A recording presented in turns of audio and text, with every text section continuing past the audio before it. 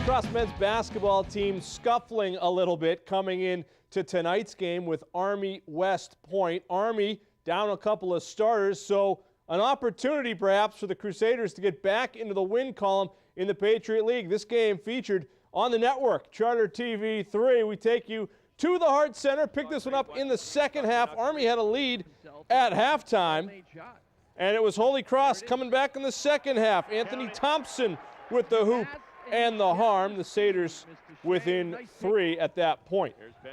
More from Holy Cross. Matt Husick, if done properly, no can defend. Kind of like the crane technique, the hook shot for 2, and then here comes Malachi Alexander knocking down a triple. He had 20 tonight. And Jahiva Floyd with a spark off the bench. A couple of throwdowns for the freshman for Bill Carmody's bunch. It was Alexander with the big night. Carl Charles with a double-double. Holy Cross gets the win tonight, 69-65. Alexander and Anthony Thompson joining our Kevin Shea. Thanks, Andy. I'm here with Malachi Alexander and Anthony Thompson. Malachi, first, your thoughts on the game. Big victory for you guys. Yeah, definitely. We needed this win to give us a little momentum boost. It's also great to get a win at home. I think we came out with a different type of intensity today. We knew this was a much-needed win for us, and we played like it. Our defense was able to pick up. We had a great push from the bench, and everybody came to contribute today. Anthony, what did you guys say at the half? You trailed by 8 at the break and came storming out.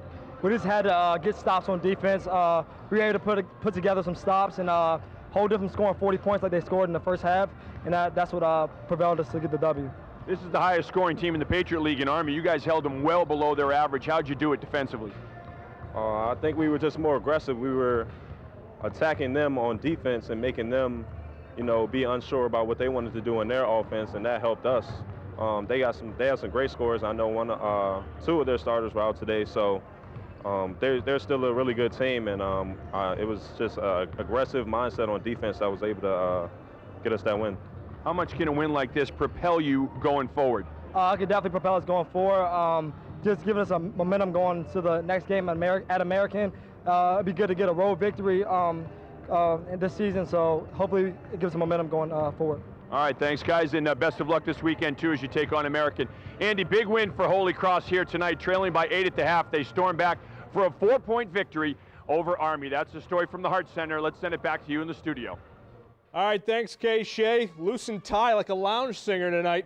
How about lounge singers? How about Mike Burles with his watchful eye over his Cougars? Clark taking on WPI. First half, David Mercier with the swat, the Milford grad. WPI making the offense work. Ian Converse driving to the hoop, and he is fed beautifully for 2. Cougars then. John Pizzacreta, give and go to Mercier. Mercier finishes. Clark down by 3. Clark then, Joe Atkinson. The Milford connection. Atkinson the hoop and the harm, tying the game early. Goose's guys playing well. WPI then, Clyde Neba knocking down the triple. The all NUMAC every day, every week performer, Neba knocking down a 3. Then it's Luca McCormick answering for Clark, knocking down the corner 3. Clark and WPI, always a battle. Obi Obiora for WPI going strong to the hoop, the sophomore for 2. Engineers 14th ranked coming into the game. They pull out the game with a last-minute shot and beat Clark 67-66. Aretha Sullivan and Clark, the women, hosting Springfield College tonight. I only know him as Mr. Reeder, but Jack Reeder, the veteran official, presiding. Third quarter, the Pride.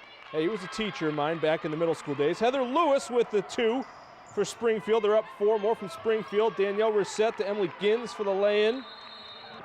Clark then. Sullivan played on this floor in high school. Ogechi Ezema for 2 in the paint. Good feed from the local Sullivan. More from the former University Park star. Sullivan the drive, the hoop, the harm. Big-time scorer in high school, still doing it here at Clark. Cougars down by 3. Offense to defense for Clark. Ozema with the block. And Ozema's block party is just getting started. Another swat on the break. But Springfield, too much in this one. The Pride win. Pull away late, 57-46. Take you out to Worcester Academy. Achieving the honorable, the Lady Hilltoppers are 11-1, hosting Cushing. Alexis Hackett is a local, and she is going to the hoop. and gets fouled. Worcester Academy's up by 5. More from Worcester Academy. Maddie Murphy, sweet feed. She gets it and she scores. Hilltoppers are up 7. Here comes Kira Fernandez, drilling a 3. Worcester Academy's up by 10. Worcester Academy scored like the first 20-something points in this game. Fernandez dropping another tray. Hackett then with the steal and going the distance. Worcester Academy is up 17. And the Northbridge native, Catherine Putta, to the Worcester native, Martha Keba, for the hoop. And the locals weren't done because Lena Dowd knocks down a 3 here.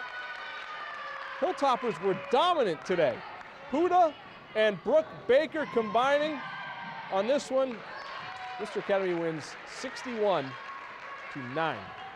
over Cushing. Brenna Wilson presiding with the highlights on that one. Canisius and Holy Cross completes our triple header this week on Charter TV3. It is NCAA hockey, and David Berard's bunch looking for a win in Atlantic hockey and looking to keep that pace with Robert Morris. Right now, there are a couple of teams vying for that top spot in Atlantic hockey. Holy Cross, one of the premier teams right now in that conference. Of course, Tim, as we get closer to the NCAAs for hockey, Holy Cross has to win, and then they have to win in their tournament. Should they win their league tournament, they would host the NCAA regionals at the DCU Center, so they would play right here at home. So a lot to play for the Crusaders on the hockey side this winter. Well, we've talked about it all year, no AHL hockey, but certainly it's going to be nice to have that event in the city. Absolutely. That's coming up in March, but you know, they need to get their work done ahead, and we'll get a good look at them on Friday night. All right, sounds good. Thanks, Andy. Appreciate it. All right, for Andy Lacombe, I'm Tim McComb. Thanks for watching, and we'll see you back here tomorrow night at 6.